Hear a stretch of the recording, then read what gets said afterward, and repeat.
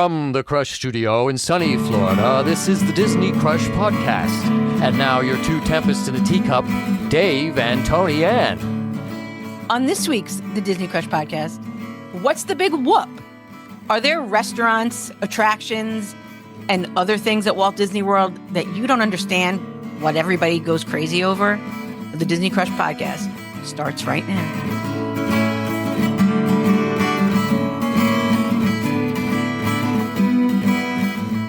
Hey, Dave. I think you also want to maybe touch on things that people that are underrated that people. Yeah, I put that in the post. If you looked at it. Yeah, I did. It was a couple days ago. Okay. Well, I did. You'll have that. That's okay. Hey, it's whatever. It's your social media platform. You do what you want with it. How you doing? I saw you 2 days ago, so it's Yeah, it was good. We had Mother's Day together. I saw when I posted. I said, "Yeah, give us something that like people or friends build up, and then your expectations are really high, and then you get there, and you're like, wah, wah, wah," and then tell us something that exceeded your expectations that people talked. That ain't sound good. That ain't so great, and you're like, "Oh no, actually, that was pretty damn good." Yeah, we had a lot of people respond, so that was good. Yeah, I don't know how this is all going. I mean, we've been kind of doing this lately, where we just ask questions and then we kind of talk about them on the podcast. Let's talk about them. I'm not too sure if people like it. If you like it or not. If you like it, let us know. If you're like, it's like so-so, or here's something else, tell us. We could use ideas. Anything you guys want to talk about, just let us know. We're open for suggestions. Suggestion box. Put it in the suggestion box and send it to thedisneycrush.com. At thedisneycrush@gmail.com. I'm sorry, thedisneycrush@gmail.com. Right. All right, David. There was a little bit of news this week. It was basically this weekend because we recorded on Friday and now it's Tuesday and we're recording again. So it was a long weekend, let's say. They finally announced the dates for the Halloween party. People were going crazy waiting for these dates. It returns August 15th this year, which I think is a week after when they started last year. August 15th to October 31st. Party dates, you'll have to see them posted on the Walt Disney World website. Prices will vary based on date because the more popular dates obviously are more expensive. And I think you wanted to touch on that on the more expensive dates. No, I've got nothing to touch on. Just that they're just charging more money and they're probably going to be sold out. So there you go. Yeah, so whatever it is, they raised the price, and they expect it to be sold out anyway. And that's when they charge $230 a night and people buy them out in the first day. It's telling them, hey, next year we could charge $250 a night. So it's telling them they're not charging enough. Right. I think everybody should just stop going for a while and then they lower the price. Mm-hmm. I do remember what I heard about these parties are a week later. They're starting a week later than they did last year. And I think what I heard was the new nighttime parade that's starting this summer. The Starlight, it's not the Starlight Express. That was a musical on roller skates. But I forget the name of it. Oh my God. The new nighttime parade is coming this summer and they want to give another week. Once party season starts up until January, it's going to be hit or miss whether you get to see the nighttime parade. So they want to give more people time to see the nighttime parade before they only run it 2 days a week. That's what I heard. Interesting. So, yeah. Also announced this week were dates for Food and Wine of 2025. And they are having a big old break between Flower and Garden and Food and Wine this year. I believe Flower and Garden ends on January. Let me look. I wonder if here's what I found. I think it's January. I think it's June 4th or June 3rd or June 6th or June 7th. It's one of those. So you'll just narrow it down, Tony Ann. Okay. Sometime in the month of June. June 2nd. I was totally wrong. Okay. Wow. So there's a big spread between Flower and Garden and Food and Wine this year. Flower and Garden ends June 2nd and Food and Wine doesn't start until August 28th. So that's a good 2.5 months between Flower and Garden and Food and Wine. That's what they call Diet Epcot. Well, they should just stop that and put another festival in there somewhere. Add another one. Well, I guess I don't know. You would think they would do something to compete with Epic Universe. Yeah. Mm-hmm. Besides a goofy dance party at Communicore Hall. Maybe Well, they think the crowds from this dance party are going to be so massive that they can't possibly do a food festival. mm-mm. They're building our expectations up for this, that it's going to be a great party. And then we're going to be very disappointed when we go to see it. Oh, absolutely. So anyway, yeah, that's Food and Wine, August 28th. So no hot cheese soup in July this year. In other news, a very prominent social media platform / Disney is using the word epic to entice you to do things. Pass holders, it's time to dust off those magic bands. An epic event is making its grand return next week. From exclusive perks to that VIP feeling. This one's got a major pixie dust vibe. Isn't that interesting how they use the word epic? They're using epic to describe the VI pass holder days. Wow, is it really epic, Tony-Ann, you think? I don't know, but I think, Jeff Apoka pointed out, because I had posted something about the VI pass holder days on our group, and it's actually VIP, but it's VI pass holders. But if you look at VIP, it looks like VIP holders. Mm-hmm. Yeah. When it's, yeah. Mm-hmm. Because what does VI mean? So it's VIP. Yeah. I got to laugh at that one. That was a good one. Yeah, they're using the word epic to describe a Disney event. Yeah, but let me tell you, people are questioning whether it's ready for prime time. I had seen, posts about everything's not up and ready to be. But they don't think it's ready to open next week. There are people. Everything. What do you mean? That's everything, though. It's any new land or ride that comes to Disney or SeaWorld or Universal. Well, I know, but they're charging $150 for it, and there were 2 rides out of 11 open the other day when somebody was there. I think what they figure is if someone complains hard enough, they'll give them money back. But at this point, they're just trying to get. These are strategic plan. They've strategically done this on purpose. Mm-hmm. They're going to get these people in, and they're going to make some money, and they're going to work the bugs out, and then they're going to unleash it to the whole, to everybody. Right, but it's set to open next week, and I don't think they got the bugs out.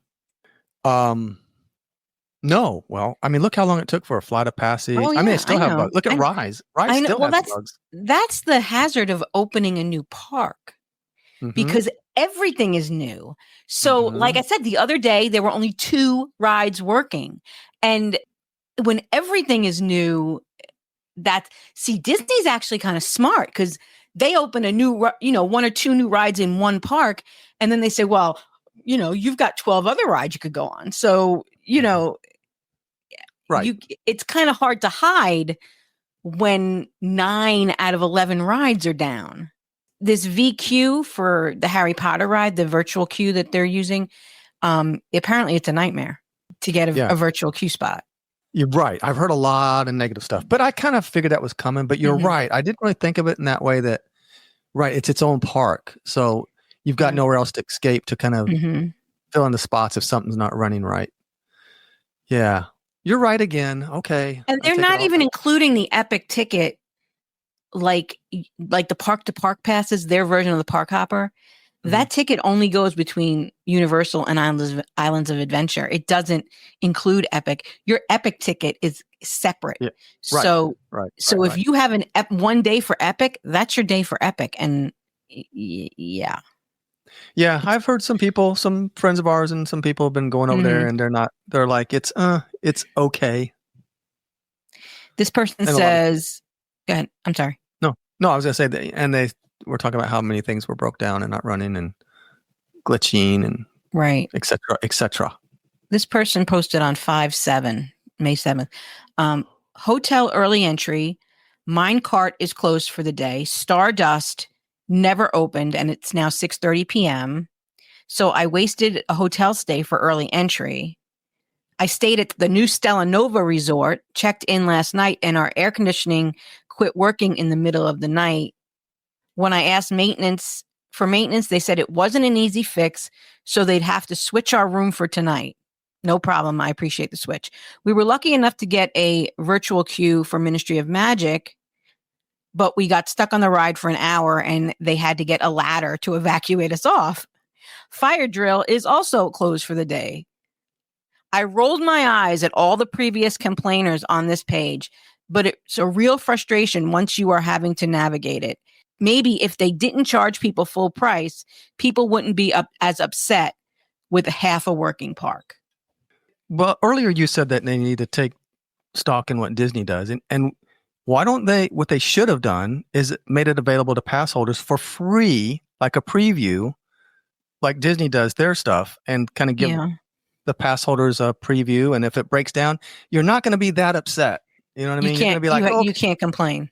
Right. You're like, well, it is what it is, and it's free, and at least they offered this to us. So in that regards too, I see what Disney does and what Universal did. They're trying. It's like a little money grab. Yeah. And did you look at the tickets when I told you that day? Because we looked. Yeah. I did.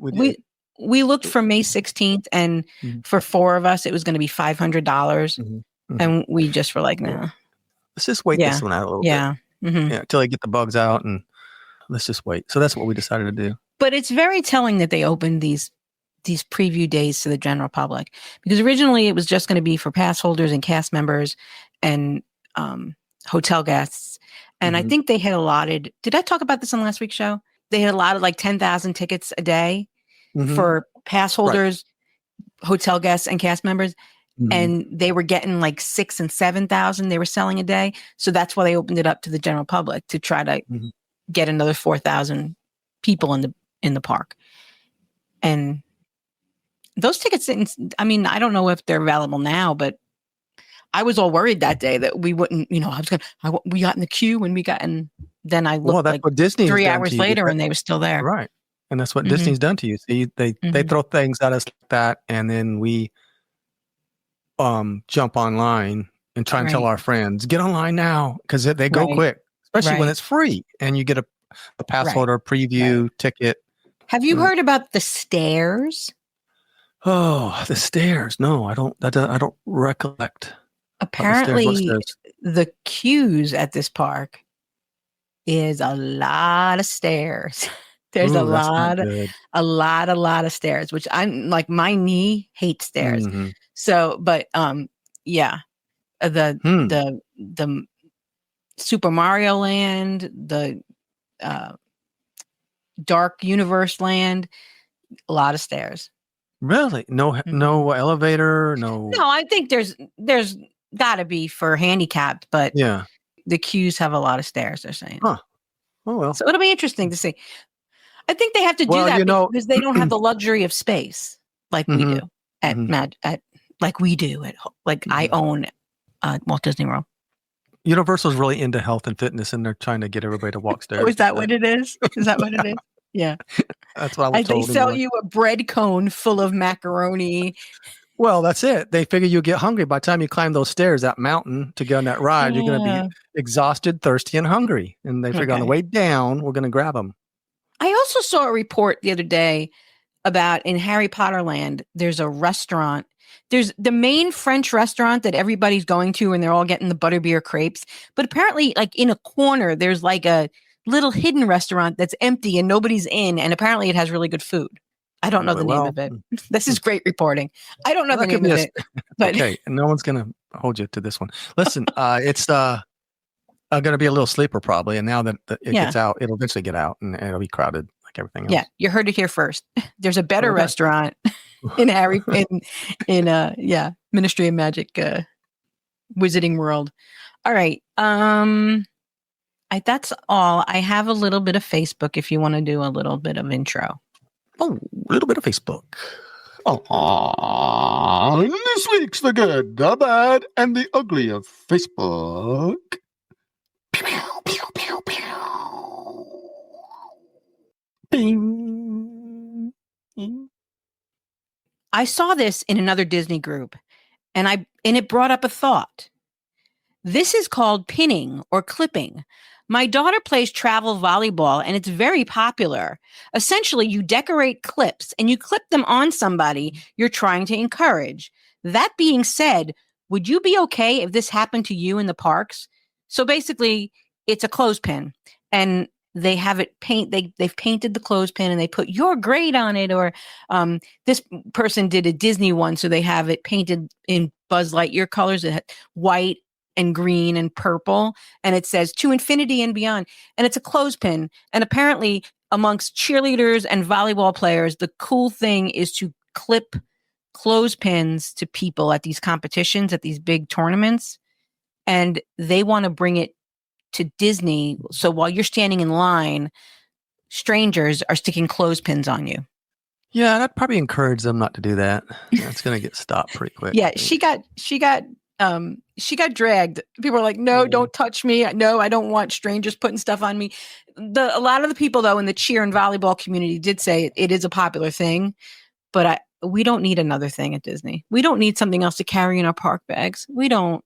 I remember when I first became a Disney file freak, where I started going to the parks all the time, and I used to carry everything that I heard about on the Diz boards. And I had a lime green Mickey head that I got from the Home Depot because they had paint samples, and the Diz colors back then unofficially were lime green. Everybody on the Diz boards, lime green was like how you knew each other. So you'd get these lime green Mickey heads, which were the paint samples at Home Depot, and you'd like put your name on them, your handle, your username on the Diz boards, and you'd put it on your bag, and then people would recognize you. Oh, you know. That's a bunch of weirdos. Yeah, and I used to get glow sticks and give out glow sticks to kids waiting for parades, and I used to do all that stuff, but nobody's got time for that anymore. Not. Did you really? Yes, I did. Oh yes, I did. Yeah, we used to do. We used to give out glow sticks to kids, and now I'm the biggest anti-pixie dust person. No. That Did you have like a little wand that you would pixie dust people with on their heads? No.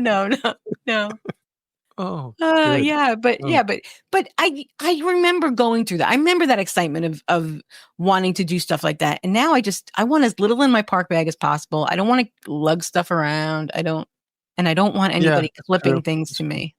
I know we're bad because are we just grinchy? I think so, because even like Disney stuff that we give away, like we have pins and magnets and stickers and all kind of little stuff and pins. And we take it in the park all the time, and then we would give out very little of it. I know, just because the chances weren't really there. But every now and then we do it, and then now it's like I don't hardly ever bring it in the park. And now I meet people, and I wish I had something. I was like, I know, and now that was my point. Is that now we go to the park, and it's like I can't believe I forgot the magnets and all the stuff. Yeah, I gave somebody my last. I had a Disney Crush pen at the bottom of my backpack a few trips ago, and somebody came by and I was like, "Here, take this pen that I've been using for the last 2 years, but it's got Disney Crush on it." I like those pens, I brought. Oh, I have pens. If you need pens, I brought when Kevin came. I keep bringing him a Disney Crush bumper sticker. We only have a few of those left, and he wanted stickers for his camper. And I keep forgetting when I keep putting it in my bag and forgetting to give it to him. I've done that for the last 3 times he's been here. I've had this stupid sticker. Yeah, just mail it to him. I think I'm out. I don't think I have any more of those. I've given those. There was only a few left, and I think. Well, I just gave one of my last ones away this recently. I sent it to somebody. I forget. Anyway. Yeah. I don't know. With the flood and the hurricanes and boxing things up and moving things around, like half my stuff is packed away. And the other day I was going through something and I found a whole bag full of stuff. I'm like, oh, I forgot I even had that. Interesting.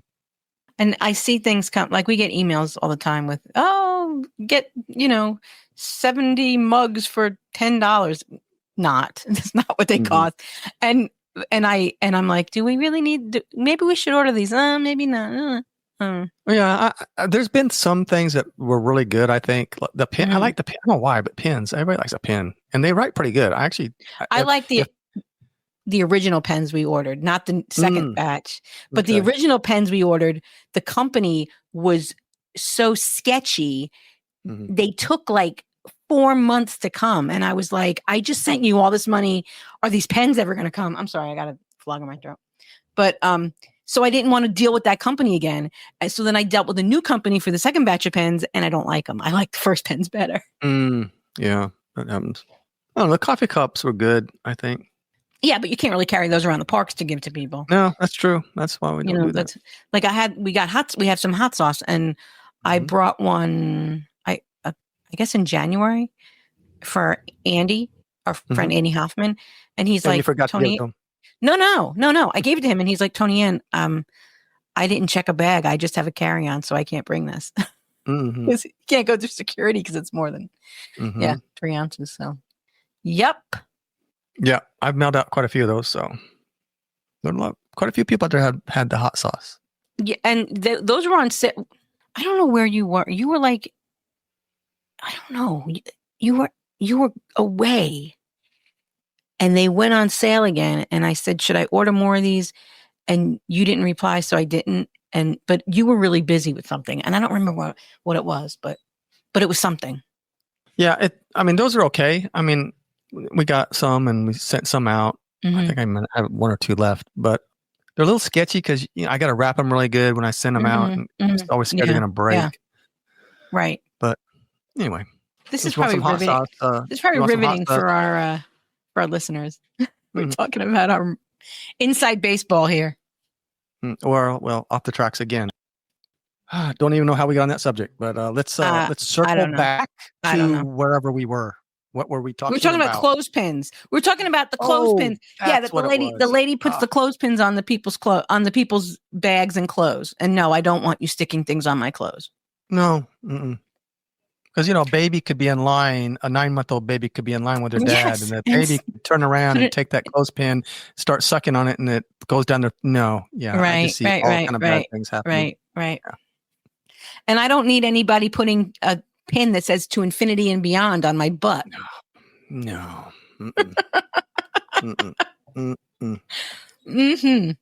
Anyway, yeah, that's all I got, Dave. I did see. Remember the lady last week who gave advice that you should let your toddler be the pilot on Millennium Falcon? Yeah. There was another post last night. Another travel agent. I don't know if these travel agents are coming up with these weird ideas, like tips for taking your kids. These stickers and coloring books keep a toddler engaged. Definitely a must-have for long flights. And then there's a picture of stickers all over the inside of the plane, like all over the window and the the wall of the plane. I can't tell from the picture. It looks like regular stickers to me, but I mean, it could be window clings, but that's not what it looks like in the picture. It looks like regular stickers. So, but how about like kids have traveled for years. We didn't need these people giving us this advice. No, maybe years ago, 20 years ago, whatever, but now there's the phone and cartoon. There's all kind of stuff they can do. They keep them busy. Yeah, I mean, the coloring book should be enough. The kids shouldn't need the stickers. Yeah. No, stickers, no. All right. I think that's all I got for Facebook, dude. Well, thank you for that. I appreciate it. I'm sure everybody else feels the same as I do. If you want any more travel advisor advice, I'll give you this travel advisor's name. And you can you will not. Don't call. Don't give them the name. We're not going to promote anybody talking about putting stickers on windows and pins on people's backs and making your kid be the pilot at Millennium Falcon. Mandy Ray Malinowski. She's my travel advisor. She would never do something like that. No, her kids know how to behave on a plane. And if you don't believe me, you can email her at minniemousemama.com and plan a trip and see what she says. Yep. She'll say, "Don't bring stickers. Don't bring pins. Pin on people. Just bring a coloring book. You'll be fine." That's right. All right. So this guy, David, on the Disney Crush podcast, on the Friends of the Disney Crush Facebook group, which is a wonderful Facebook group. We're very engaging and we have a great community of friends there. who like to I've heard of them. we like to converse and share ideas. And so this gentleman named David posted, what Disney experience, be it a ride, restaurant, or attraction, received glowing reviews from Disney or friends, only to fall short of expectations upon personal experience?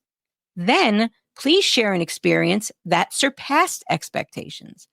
So it's basically underrated, overrated, overrated, underrated. Is that kind of overhyped? You're asking me? Yeah. Well, you're the guy who posted the question, so. Mm-hmm. And you contributed too. You talked in there, so you know what it's about. You act like you don't even know what's going on around here. Are you really even real? Are you an AI? No, I'm AI. Are you AI? That's what I figured. Yeah, I am AI. 'Cause you're saying silly things. Like you don't even know what's going on here. Right. This is the Disney Crush podcast, Tony Ann. You're a host. I'm your Okay. other host, your co-host Mm-hmm. with the most. You are. All right. So do you want to go first? Do you want me to go first? I have Dan Austin at the top. I don't know what you have. Okay, let me fix my here. Hang on. All comments. Is that what you have? Yep. Okay. I'm there. Go for it. Okay. Dan Austin, who knows how to take his children on airplanes. He has 4 of them, and they travel, again, more worldly than me. They've been to Alani multiple times. So, and I bet there's no stickers with him. I bet those kids aren't putting no stickers on the windows. No, those kids are well behaved. Mm-hmm. I would say the Hollywood Brown Derby was quite a disappointment. I heard glowing reviews about the burger, but apparently it was removed just days before I dined there. The other food was fine, but I feel like I've had better meals at regular sit-down restaurants, and this was supposed to be a signature. I felt the same way about Le Cellier. Not overly impressed. I know a lot of people love Sanaa, but I don't need to go back. So Dan was not feeling the Hollywood Brown Derby, Le Cellier, or Sanaa, but he's always had a great meal at Liberty Tree Tavern. It's a sleeper hit, and it's a clean plate club from everyone at our table. Nothing overly fancy, just great comfort food. And remember my tip, kiddies.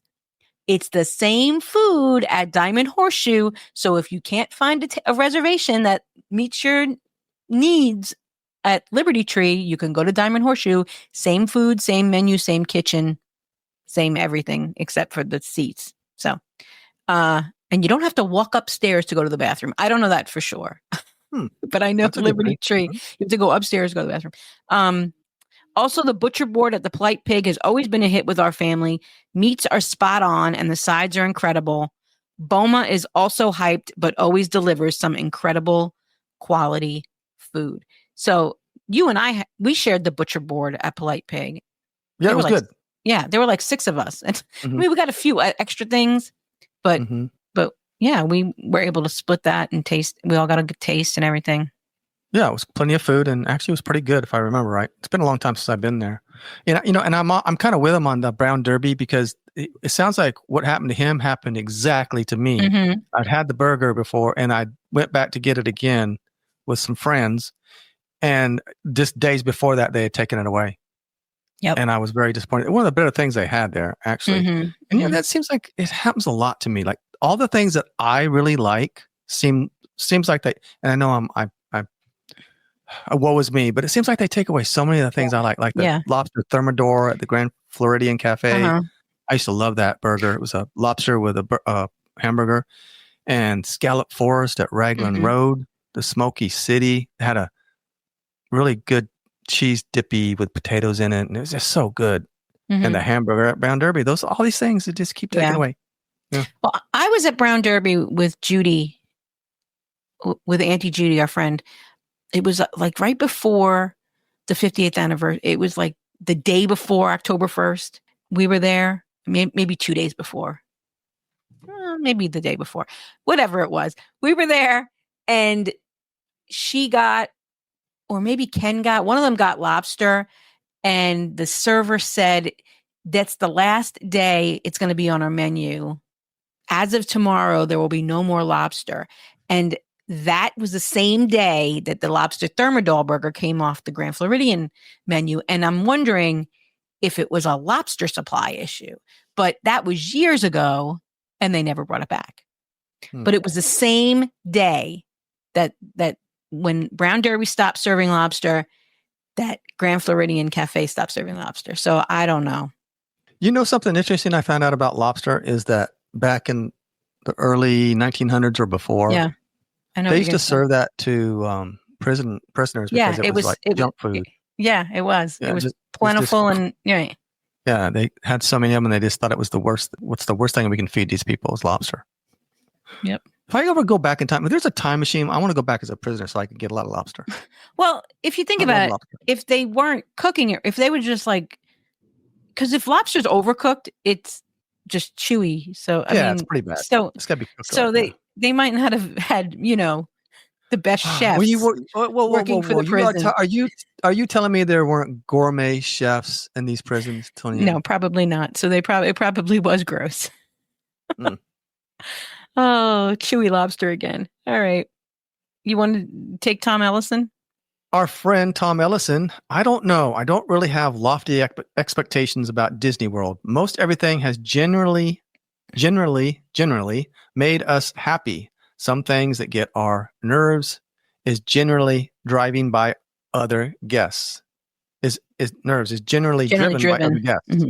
Yeah, that get our nerves is generally driven by other guests, like people cutting in line, those guests that want to stand right next to you, and they are all sweaty and stinky, and kids that run amok unsupervised in a store where they run into you or knock something over, the person pushing a stroller, not paying attention, and then they run over you, etc., etc.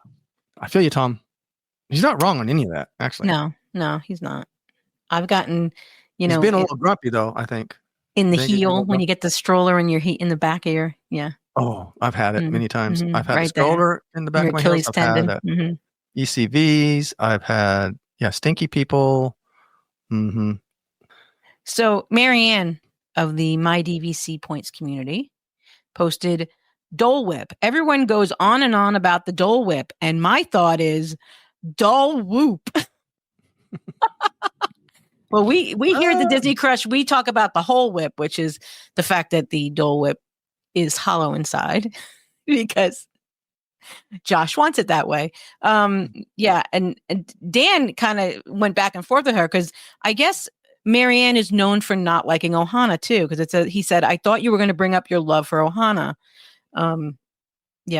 Since you brought it up, Ohana is the most overrated and overpriced table service dinner on the entire planet of Disney World.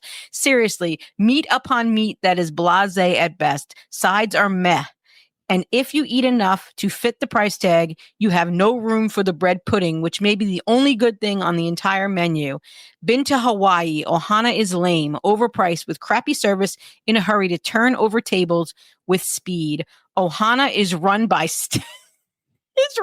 Stitch on meth. Marianne, why don't you tell us how you really feel?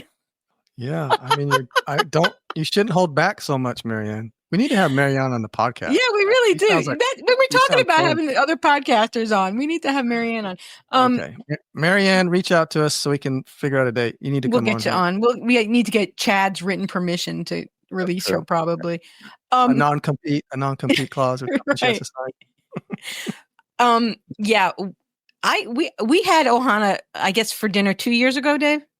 Yeah, it wasn't. Yeah, it was like, I'm like, well, I'm with her. I'm like, it's okay. The problem was none of the meats were good. Like the steak was tough, and we thought maybe we just wanted it more rare, so we asked the server to give us medium rare, and that did not fix the problem. No, that was almost worse when that came back. Yeah. I don't know, it was like a bad cut of meat or had a lot of gristle in it, and it was just not good. And the shrimp were okay. We ate them with the shells because that's what Tori said. Yeah, exactly. Yeah, Tori. Yeah, she got us. But some people don't. Yeah, some people don't like that, and so you have to. They're peel and eat shrimp, and so you got to be prepared for that. And as I've said in the past, if you like the sides, if you go into Ohana for the pot stickers, the noodles, the wings, you can get and the and the bread pudding. All of those things can be had at the Tambu Lounge, which opens at 4:00. And well, the Tambu Lounge is open all day, but they start serving the food at 4:00. And so you got to go there and kind of get a table, and then you can get the food. Me and Mandy did that, and it was a fraction of the price. See, Yeah. Interesting. Good We tip. fed us and the 3 kids. It was me, Mandy, Michael, Avery, and Cam, the 5 of us. Our bill came to what it would have cost one of us to eat inside the restaurant, but we didn't have the meats. We had the wings. Well, yeah, that's wings are good. I don't know if we had the shrimp or not, but we had the wings, the noodles, the pot stickers. Yeah. So Good to know, Tony Ann. yeah, but yeah, we kind of agree with you on Ohana. And if you want the bread pudding, it's almost exactly the same at Sebastian's, and Sebastian's is half the price of Ohana. Anyway, Andy Hoffman, he's got something against the frozen lime margarita. I don't know what the hiccup is with that. Do you know any backstory on this? no, he just doesn't like the frozen lime margarita. And Andy likes a frilly drink. He does. I know. You'd think that would be right up his alley. Yeah. No. Don't tell the Podfather. Don't tell our friend Kurt. He loves those. So, okay. So let me tell you about my answer. And this, I had posted in here that I would save my answer for the podcast. I have given Homecoming multiple chances. I have given now I've been 4 times. The first time I went, the macaroni and cheese was dry and grainy. Okay. The second time I went, I ordered a hamburger, and the cheese was, you know how now that we do keto and carnivore, we make those cheese taco shells and we cook the cheese so it's hard and crunchy, and you know what I'm talking about? Oh yeah, do it. Yeah. Oops, I'm sorry. Yeah. So, but this was in my hamburger, not asked for that way. So I'm biting into my hamburger. And I'm like, what is this hard stuff? And I realized that it was the cheese, that it had been on the flat top too long.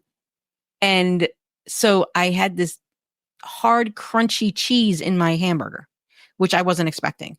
So anyway, that was my second try.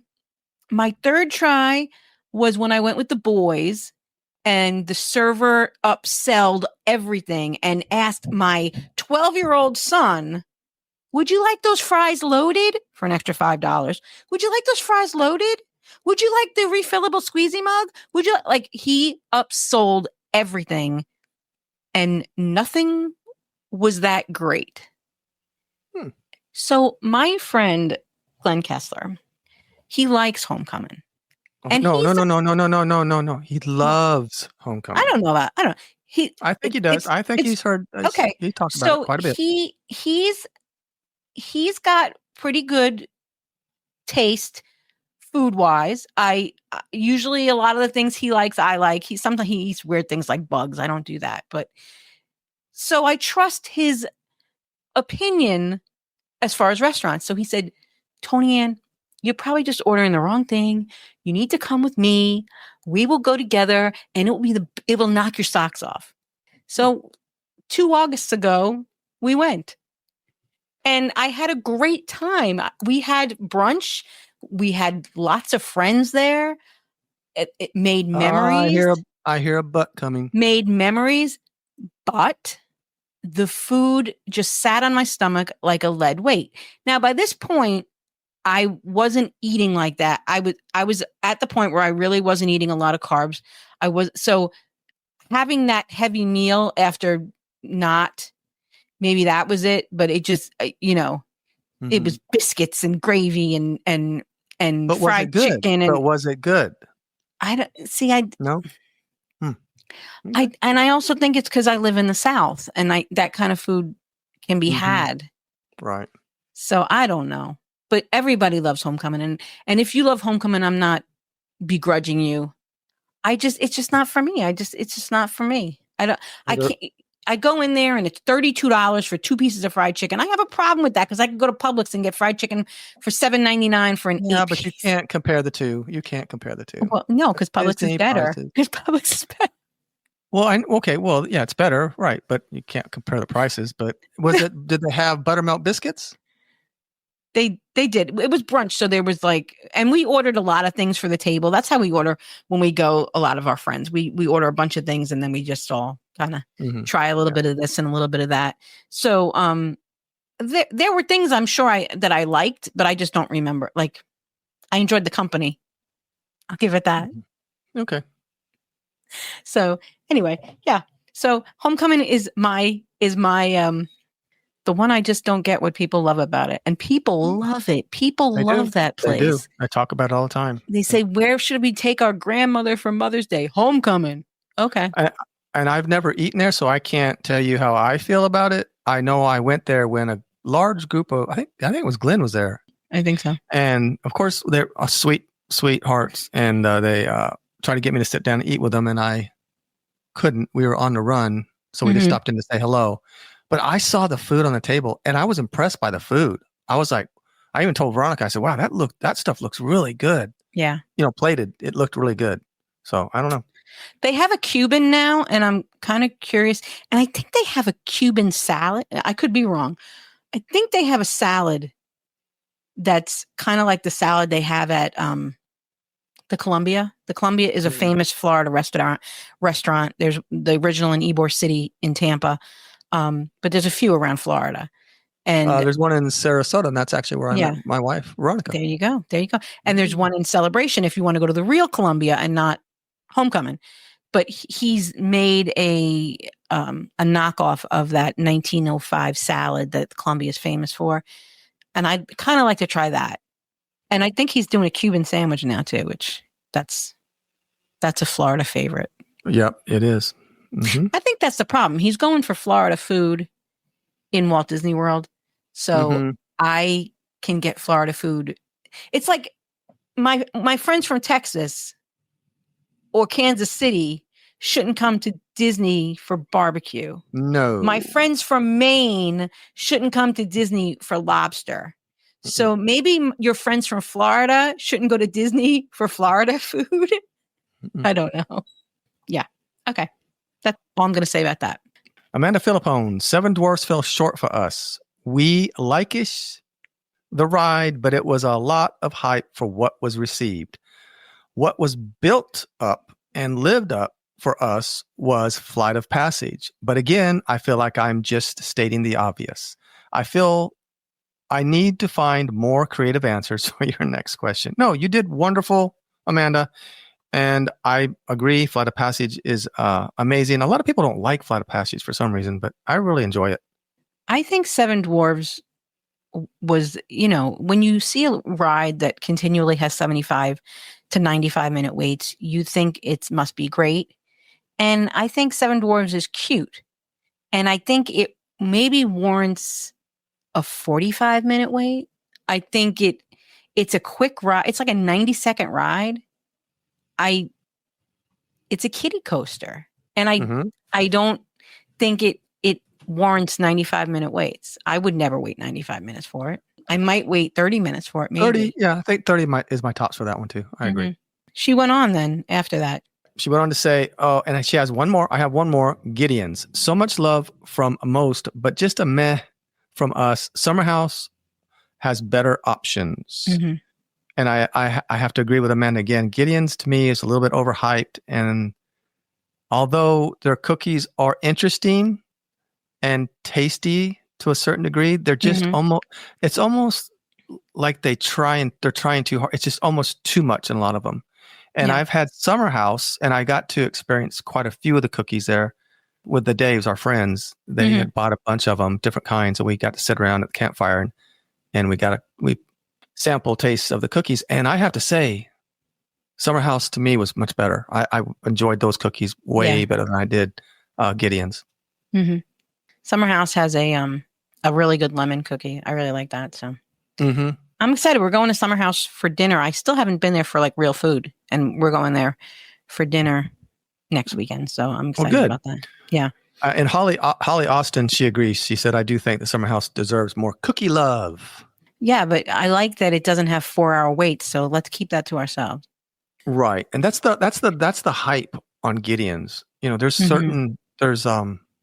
there's certain areas in Disney that kind of, I don't know. I don't know if I can put them in the same category, but to me, it's like a small little. It's almost like they're the hype. Some people, well, a lot of people love it, and they'll wait in line Mhm. for an hour, Mhm. 2 hours to get these cookies. Yeah. I Yeah. don't get it. But you know what? It's all subjective. Whatever you like, everybody likes different things. But like Oga's for me, Oga's Yeah. is overhyped, and I just never got that place. Some of the drinks were I interesting, but I never like I don't need to go back. If friends would yeah. go, I might go, but I really don't Mhm. need to go back. Yeah. Yeah, I feel the same way about Oga's. And I think that the Beacon Barrel is going to be kind of similar to Oga's. I think it's going to be pre-made, pre-selected drinks. So, like with Oga's, you can't go in and order your favorite, your regular drink. It's these weird drinks that you have to try that they've concocted. And I think Beacon Barrel is going to be the same way. I don't think you're going to go in and Oh, order a Bud Light. I have a oh, feeling. okay. Interesting. Now, you know, it's got a chance either way. It's a 50-50 Hmm. chance with it. Because like Trader Sam's, yeah, if I can Yeah. compare it kind of sort of to Oga's, but to me, it's got the same thing. You have a wait list to get in. It's a small little, small little Hmm. bar. Hmm. But that place exceeded my expectations. Yeah, it has actual stuff going on that Yeah. Yeah. yeah. Oga's has the potential to like do things interactive, but they don't. That's what So I mean. they It just seems they like don't it was they don't have to because people are clamoring to get in there. I But guess, I don't know. but give us a little more in there. Like I just always tell every time I went, and I've been quite a few times, I was always unimpressed. Like there's got to be more, like Mhm, mhm, mhm. something jump out of the ceiling, or I don't know, do something. I don't know. Or Sarlacc comes out of the floor and eats you. Okay, Well, or so pretends to do it. That'd be nice. That'd be okay. great. Give me a little something, something. Your friend Deirdre says she remembers a lot of people complaining about the Fantasyland expansion. It was very disappointing. So let me say to you, do you remember Snow White's Scary Adventure, the ride that was there before Seven Dwarfs Mine Train?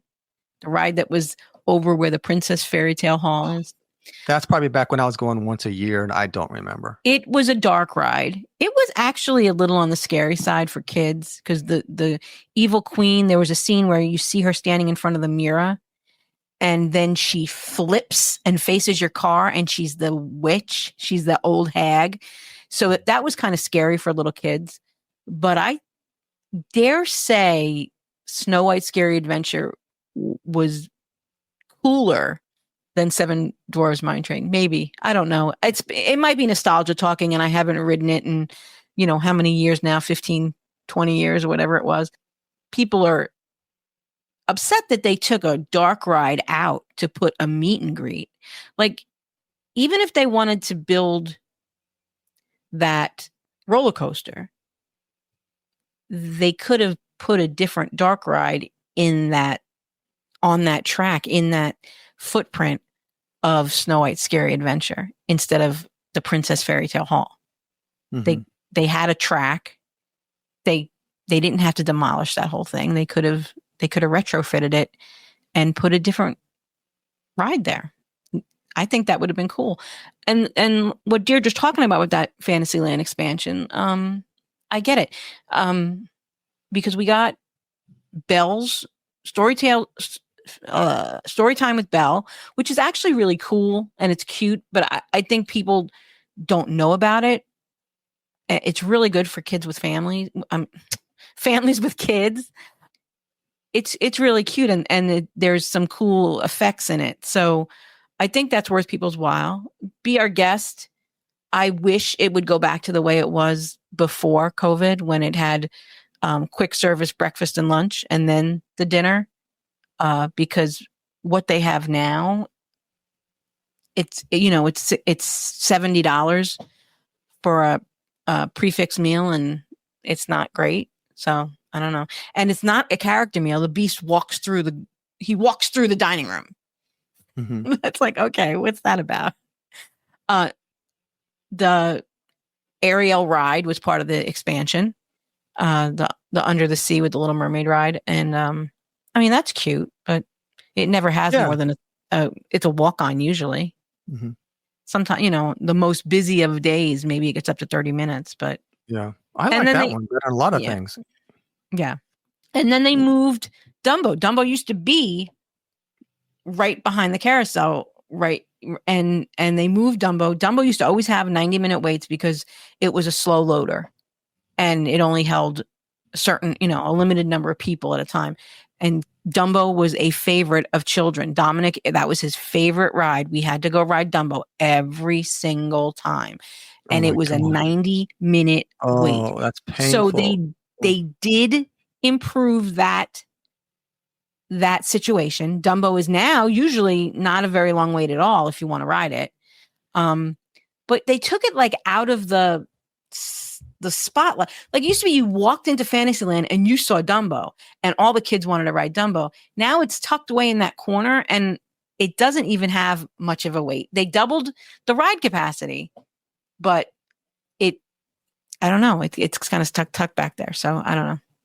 And you got the great Goofini over there with his Barnstormer. So. Veronica likes that. Yeah, Barnstormer. Oh, yeah. She wants to go down that thing all the time. Mm-hmm. So I don't know. I think that they could have, instead of taking Snow White Scary Adventure out, they could have put another dark ride in instead of the Princess Fairy Tale Hall. That's my take. Reading some of these comments, I'm gonna, most of these I think so far we've agreed with. Okay. Glenn Kessler says, "Woe is me! I wanted so much more from the Tron pre-show. I'd avoided spoilers from Shanghai for years, and probably worked up in my mind to clear of an idea of what I thought should happen as we were transformed from analog to digital. It didn't just miss the mark for me; it felt like a betrayal of such a beloved, yes, beloved movie of my youth." P.S. Thank you to Bubba Mac for trying to rekindle my excitement on the first ride experience. I'll always have look at the glass. That must be an inside joke. Look at the glass. Because when you go in that's when you see it. You look at the glass, it opens and you see the ride before you. So a lot of people, Marianne agreed with him. The Tron pre-show is really just a line. And you have that, attention users, and the girl on the screen, but there's really not much of a pre-show where they digitize you and they put you into the ride. So you kind of walk out of walk out of Tomorrowland onto this, into this video game. And he was expecting something to kind of digitize you, to kind of make you feel like you were getting shrunk. And, even in Toy Story Land, they try to give you that perspective where everything is bigger than you and you see the big footprints and they at least tried with Toy Story Land to make you feel like a toy. Oh no, no, they did a great job with Toy Story Land. I have to say, I was really, really hard on Toy Story when it was being built, Tony, and you know that. I know. And if you've been listening to the podcast for a while, I wasn't giving it much love and just didn't. My expectations were very, very, very low. But then when it came out, I had to eat my words because, okay, it's hot, Tony, and I know, I get it. It's hot. But other than that, they did a really good job of that forced perspective. And yeah. Even the ride, even though it's a kind of a kiddie ride, it's so fun for adults too. It's such a great, the way it's outside and going to his backyard. I did a great job.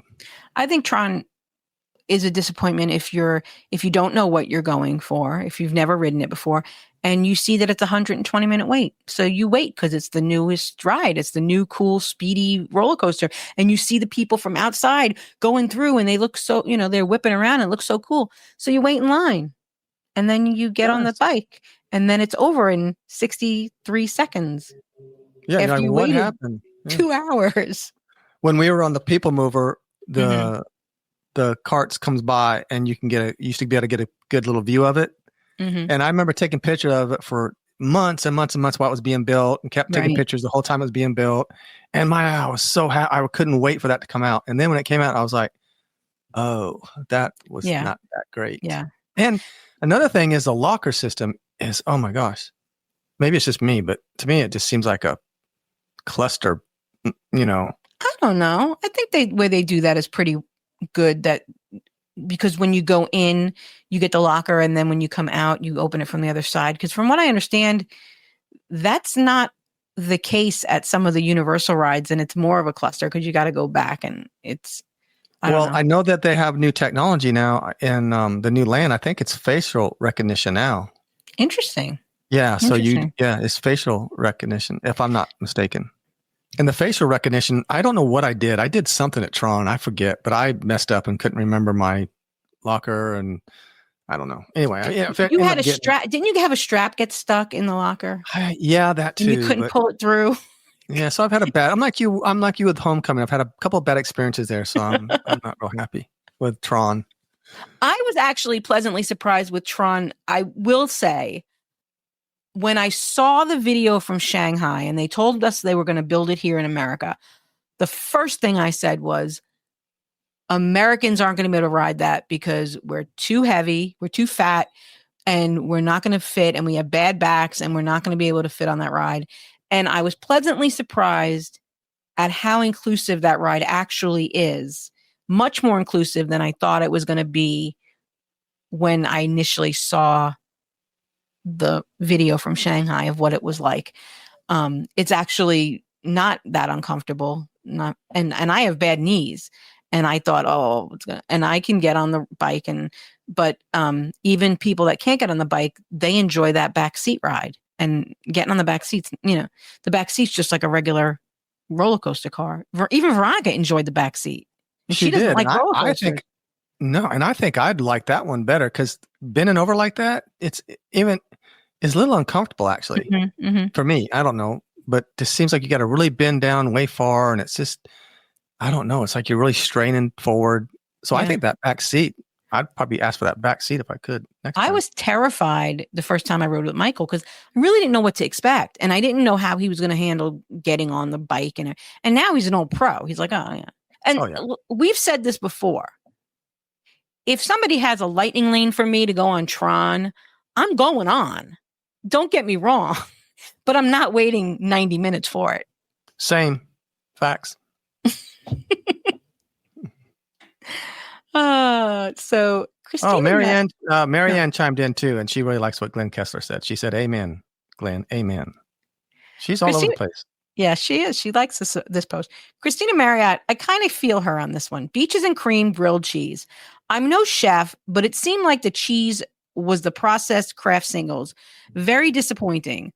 On the flip side, the Nutella waffle is the greatest invention in the history of the world, and the person who decided to remove it from the menu should be fired. Marianne disagrees. She says, Christina, that grilled cheese has my heart every single trip. The grilled cheese and a No Way Jose, perfect dinner. And Christina said, I know some people love it. It's not for me. Glenn disagrees with Christina, says all opinions are here, even the wrong ones. # love that grilled cheese. So not speaking about the grilled cheese, I want to talk about beaches and cream in general.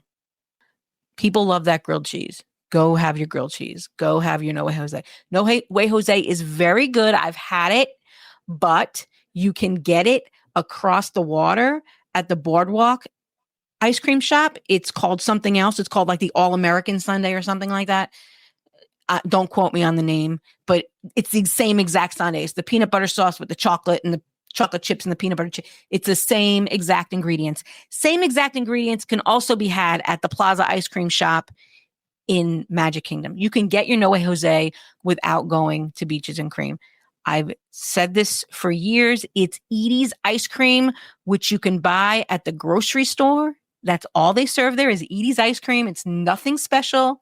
So that's been my thing about Beaches and Cream. The fact that people go crazy over it. I don't know. I had a patty melt last time I was there. And it was all right. I don't think the food itself has never knocked me off my socks. If my friends want to go and I want to enjoy my friends' company, I will go to Beaches and Cream. I will not make a reservation. If I'm going with my family, I would not make a reservation to go there. Like if it was a family trip, I go there because my friends want to go there. Or I'm staying at the beach club and it's convenient. So we got Beaches and Cream and we got Tron. She's all in if you guys want to go. And I'm with you. I'll go I'll too. go to homecoming with my friends too, because I enjoy their company, but I won't like it, but I'll go. So can I go back to something that Dan Austin said a little bit ago? He said that he feels that Boma is always worth the hype. I don't think you agree with that. Mm-mm. We've had No, Boma breakfast a couple times, Yeah. and it's good. It's a good breakfast. It's okay. Yeah, but I It's don't. just okay. I don't. I like it, but I don't. If I'm at Animal Kingdom Lodge and it makes sense to go to Animal Kingdom Lodge that day based on my plans, maybe I'm going to Animal Kingdom that day. But if I'm staying across property, like I'm staying at Port Orleans, and I have no business being over by Animal Kingdom Lodge that day, I don't think I would cross property to go to Boma for breakfast. No, I mean, I had way higher expectations. I thought from everybody talking about it because everybody talked to how great it was. Yeah. All right, it's great, the best thing ever. And with the way I eat, it's good because there's a lot of stuff I can eat there, so I get my fill of food. But it's just okay. Yeah, it's just okay. And what's that sauce everybody goes crazy about? The mustard sauce. The mustard sauce. The mustard sauce. Again, it's just honey and mustard. It's nothing great. It's okay. But everybody loves it. Everybody's like, "Oh my gosh, it's the best stuff." Yeah, but I'll go there if you guys want to go, and I'll go. I'll go see. I'll go. I'm like Tony. We'll go. Right, Tony. So now we got Tron, Beaches and Cream, and Boma. So we're making a list. Do you want to know something else? I enjoy Boma breakfast more than I enjoy Boma dinner, and because I've been to Boma dinner a couple of years ago for Mike's birthday. We met Tori and Joe and Karen and Scott, and we went to Boma dinner, and the soups are delicious. I love the soup. The soups are wonderful, but I don't know. And I'm an adventurous eater. I am somebody who loves Mediterranean flavors. I love Sanaa. Take me to Sanaa, and I'll be your girlfriend forever. But I don't know. Boma didn't do it for me. Yeah. I love Jico, so I don't know. Anyway, your girlfriend Deirdre's favorite place is Jico. Oh, okay, yeah. Deirdre, she chimed in again. I guess she felt like she wasn't finished yet, so she came back to get to post something else. She said, and I've already read this, and I totally agree with her because this is kind of. I'm just going to read it. Food booths. People are always so excited for the festival food booths. And once in a great while, I've had something delicious that I didn't have to eat off the top of a garbage can. But most of the time, the lines are too long, the food isn't great, and there's no place to sit and eat. And I'll never let anyone forget that I once paid $10 for a glass of wine, and it was only 1.5 ounces of mediocre wine. Give me a sit-down restaurant with real plates and silverware any day. Also, in the Florida heat, she likes that air conditioning. I have to agree with her. I've never been a fan of the booths. Yeah. We've had a few good things that were okay. But honestly, at any of these festivals, Tony Ann, now for the show, we sometimes do reviews and whatever. But so we'll go for a specific thing. But I'm not. Most of the time, if we go, we might hit one or two just to do it. Yeah. That's it. Maybe none. Sometimes none. I've come around a little bit more to when we first started this podcast, I used to always be on my soapbox that I didn't like just what Deirdre's saying, standing in the heat when I can go, because you buy 5 things and you've spent almost $100 and you can go into a sit down restaurant and have somebody wait on you in the air conditioning and have a real meal versus, 5 little tastes of something mediocre. And I agree with her on that. I've kind of embraced some of the festival feeling, but I've started where I'll go on a Thursday and it's not quite so crowded. But I think for the money that I'm going to spend at the festival, I'd rather go sit down in a restaurant and have somebody wait on me in the air conditioning too. I couldn't agree more. Yeah. There a lot of times at the festivals, there's more hits there's more misses than hits. And we had a pretty good time at the Flower and Garden with the Golden Girls. We tried a lot of the things we tried were pretty good, but I like sitting in a restaurant too, Deirdre. I'm with Deirdre. Yeah, especially in the summertime. And that's when all these festivals are at. They're in the middle of the summer. Chris Futrell of the Prime Marriage Podcast says, I've waxed poetic too many times about my total apathy for Topolino's Terrace and the Riviera in general. So I'll give it a rest on this one. And let's talk about Toledo. I love the Grandestino Tower and the Dahlia Lounge, but Toledo fell flat for us. We didn't even order tapas. The very concept of small plates is offensive to me, but even the regular entrees were undersized and underseasoned. Now, on the flip side, the new Country Bear show was better than it had any right to be. I went in expecting to dunk on it, but I really enjoyed it. So let me tell you, Chris, Mandy and I went to Toledo in February of 2022. We went with a group of friends. Mandy and I ordered the meal for two, which was supposed to be 3 courses. And the server immediately brought out our entree. And we were like, where's our tapas? Because you're supposed to get like tapas and the tastes of Spain. And we never got the taste of Spain. We just got a steak that was tough and hard to chew. And so Mandy and I also had a bad experience at Toledo. So other people that we sat with had great experiences. And I feel like I need to give it another chance. It is, and I know this doesn't mean anything to, it is Michelin recommended now. And it has been 3 years since I've been. So I think I need to give it another chance, but I'm with you, Chris. I did not have a good experience there. And I love the Dahlia Lounge. I wish the Dahlia Lounge was more accessible, easier to get to. I love it's a little bit out of the way. Mm-hmm. Yeah. But it's good. I like it too. Yeah. But what else was I going to say? Topolino's, I had a great meal at Topolino's. I've had 2 great meals for dinner. We're talking about dinner at Topolino's. Chris did not like dinner at Topolino's.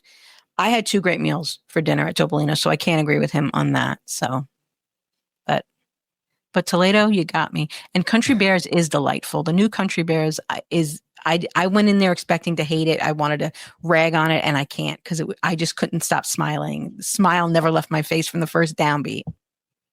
Well, I haven't experienced it yet, believe it or not. Oh, you got to get over there this weekend. I know. I've been in Magic.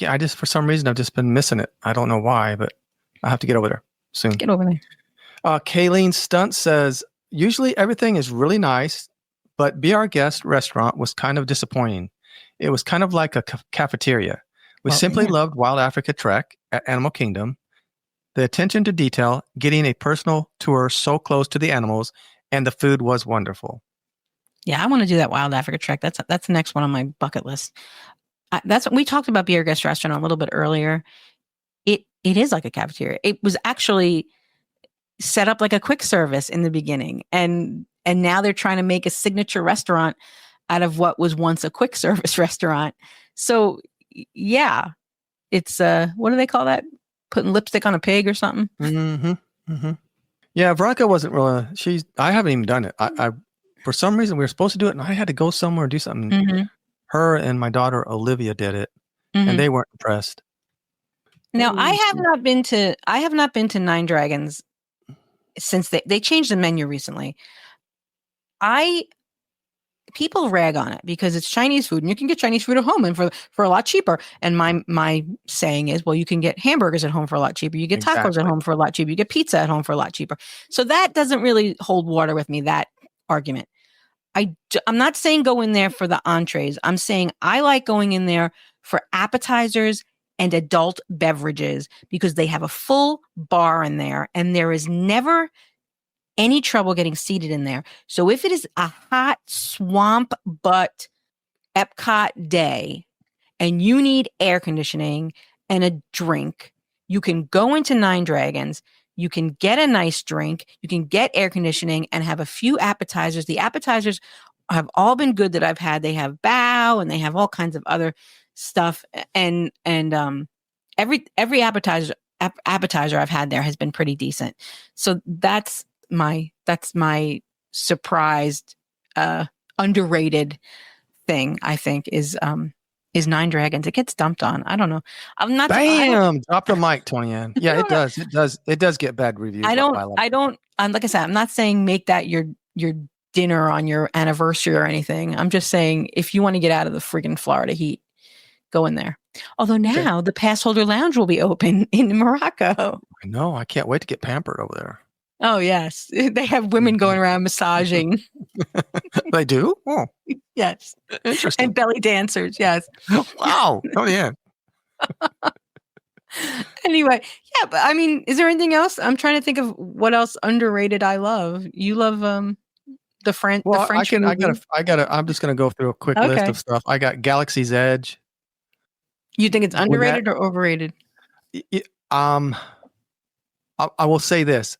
For what it is, Mm-hmm. it's smaller than I had expected, Okay. but it's amazing. It is amazing. It is I think amazing. so too. The theming is So, amazing. And I'm taking, even the fact that Millennium Falcon is and Oga's is Yeah. Yeah. But to me, I wasn't surprised. I wasn't expecting it to be as small, Okay. but it's cool. To me, it was grand. When I Really? I won't, and I need to embrace that feeling sometimes. Sometimes I just go through the park like I'm doing my business and I'm going to the next thing, and I have to go back and remember how I felt in the fall of 2019 when I walked under that tunnel and I saw what I saw. I was in awe. And I remember Dominic's first trip there, and he was like, "Oh my God, Mom, look at this, look at that, look at how excited he was." And I think sometimes we lose sight of that because we go so often that it becomes old hat. And Michael's back. Yeah, maybe. But I mean, like I said, it's amazing for what it is. Right. It's small. It's just smaller than what I thought it was going to be. But for what it is amazing. But like, I think I'm comparing it to, in a way, to Pandora. Mm-hmm. I mean, I know there's two different things, but Pandora was just, I don't know what I was expecting at Pandora, but it blew me away when I went into Pandora. Absolutely blew me away. Pandora was the first thing we saw that was like that. That it was so immersive. And so then, after Pandora, we got Toy Story Land, which, it's nice. Like you said, it's really nice, but it's got its shortcomings. So I think Galaxy's Edge was the next big thing. So yeah, but no, and I'm not a Star Wars fan, but I absolutely love Galaxy's Edge and Rise. If they could fix everything in there, I mean that's just a train wreck, that whole ride sometimes. But for what that is, oh my gosh, they hit that one out of the park. They did on that one. I agree with you about Oga's though. Mm-hmm. I liked it, when I first went, but I don't. And I really think Beacon Barrel is going to be just like that. I think it's going to be just like that. It's going to be like Oga's. They already said it's going to be a 2-drink maximum with a time limit and a small menu. And I think it's going to be all those, because most of the restaurants in Magic Kingdom that serve alcohol, they serve any cocktails they make are like those pre-mixed things. And I think, and that's what they have at Galaxy's Edge. And that's what I think they're going to have at Beacon Barrel. It's going to be the pre-mixed cocktails off a select menu and, a couple of IPAs and maybe a couple of wines. And that's going to be. I think there's going to be a time limit. They already said it. They already said it's going to be a 2-drink maximum and a time limit. Yes. Oh. And advanced reservations. It's going to be just like Oga's. It's going to be run like Oga's. See, oh man. It's going to be in this. I always thought it was going to be across, but it's not. It's going to be in the Pirates League, which is right next to Pirates. It's where they used to have the Pirates League, the makeover. Remember the kids used to get the makeover? Oh, your granddaughter got the makeover, didn't she? I think so. Years ago. Yeah. That was a long time ago. We did a show on it or something. We did a segment on it. But yeah. You used to get free ride passes and stuff. Yeah. So, but if you did the little pirate thing, you got. Oh yeah, that was the. They still do that thing, but I don't know if you get free ride passes still. But I'm talking about when she got the makeover. Yeah. Yeah, that's where the bar is going to be, in there.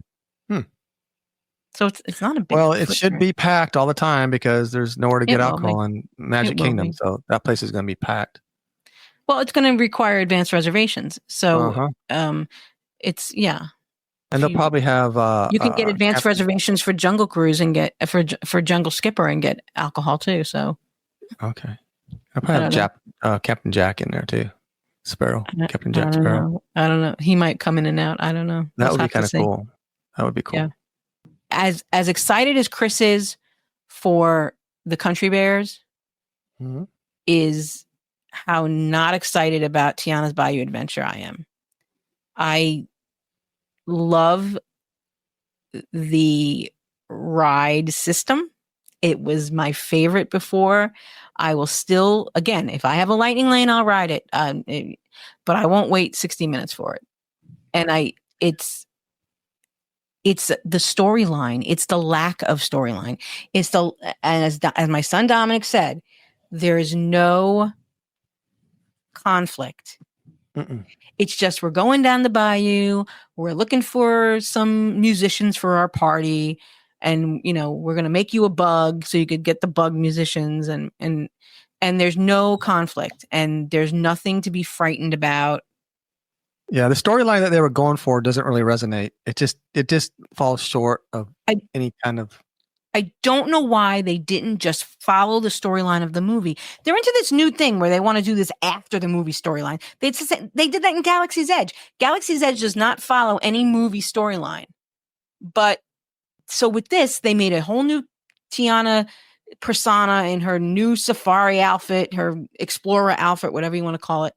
And if they had followed the storyline of the movie, they could have had her with Dr. Felicier, and that we would have been, trying to, and Ray would have been in it, and he would have been able to help us, and she would have shrunk down to a frog, and it just would have, it would have been better. I don't know why they didn't embrace the actual story of Princess and the Frog. Disney again. I mean, with the great soundtrack from that movie. I don't know. I don't know. They missed the mark on so many things. I know. But they get it right too sometimes. So they do. Same thing. Yeah. Movies the same way. Sometimes it's not everything's a hit. Sometimes you're gonna have a lot of misses before you get a hit. So we can't dunk on them too bad, but we're going to. I have one more. That I don't. What else you got? My friends like to go to Steakhouse 71 for breakfast. I don't. I don't like Steakhouse 71 for breakfast. I don't like it. It's just okay. I'd rather go to Grand Floridian Cafe, truthfully. But I've never had a great breakfast at Steakhouse. And I know they like it for the mimosas, but the mimosas I don't think are bottomless anymore. So why bother? They take away everything good. I know. That's typical. Every time they do something like that. Yeah, I mean, I was never blown away by the breakfast there, but I just, like you did, went there for the company. So it's not like we're saying we won't go. If you guys go, we'll go. There's another one. No, I probably won't go for breakfast. I probably won't. If you go for lunch, you will. No, I won't for breakfast. No, probably not. Okay, that way. Okay, I'll still go, guys. So call me. I'll go to Ravello for the same money and get the bottomless mimosas there. And speaking of a letdown at Steakhouse 71, everybody kept talking about these wonderful peanut butter and jelly wings. They're amazing. The best wings on property. Blah, blah, blah, blah. So I went and had them, and not so good. Yeah, I wasn't impressed at all. I love Grand Floridian Cafe, so go there for breakfast. I love that. Oh, Grand Floridian. Yeah, that was our go-to for so long, for a long time. Ravello breakfast is another sleeper, either Thursdays and Saturdays with Goofy and Friends. I prefer it to Topolino's breakfast. I prefer it to any of the other breakfasts. And if you don't want characters, the other days of the week, Monday, Tuesday, Wednesday, Friday, Sunday, they have a regular breakfast. You can order off the menu a la carte, or they have a buffet on those days too. But so you don't have, a lot of times the buffet's too much. You're not eating that much food. So you'd rather just order an entree, and you can do that too on those other days. Not on the character days. The character days, it's a buffet. Cool. Yep. Love it. Tony, we want to thank you guys for participating in some of these posts we do. We really enjoy it, and we enjoy talking about it. So, anything else, Tony? I don't think so. Okay. Well, I guess that's going to do it then. thedisneycrush.com, Friends of the Disney Crush, and the _Disney Crush on Instagram. I got to do more on Instagram. Yeah. I've been slacking on Instagram a little bit. And if you're not a social media person and you want to reach out to us, you can email us at thedisneycrush@gmail.com. All right, guys. We'll see you guys next week. Bye. I think that's it. All right. Turkey and truth has spoken. Put a check on that. Can you do that, Dave? Can you put a check on that one?